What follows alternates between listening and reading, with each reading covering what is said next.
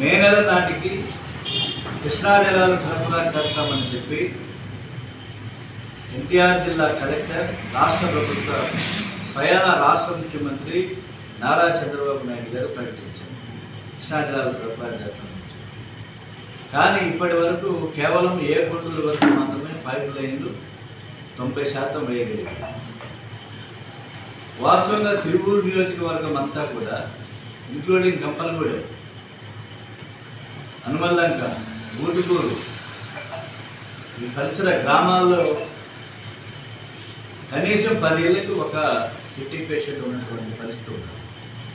Creatine పెరిగిపోయి dialysis patients అయ్యి ఎటువంటి సౌకర్యాలు లేనటువంటి పరిస్థితులు ఇవాళ గంపలగూడెం మండలం ఉందని చెప్పి వస్తుంది.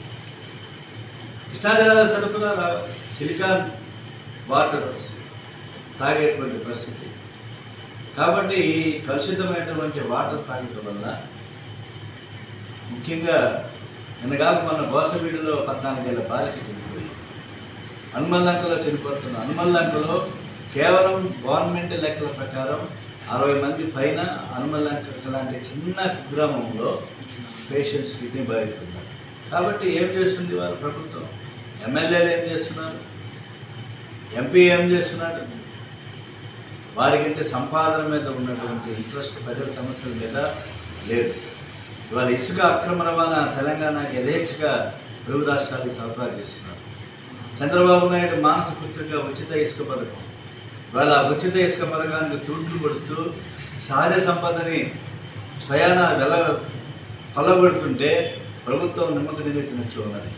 పోలీసు శాఖ చేతులు ఎత్తేసింది. తిరువూరు నుంచి 26 మార్గాలు ఉన్నాయి తెలంగాణకు పోవడానికి, మేమేం చేయలేమనేటువంటి పద్ధతుల్లో వాళ్ళ ఉన్నటువంటి పరిస్థితి.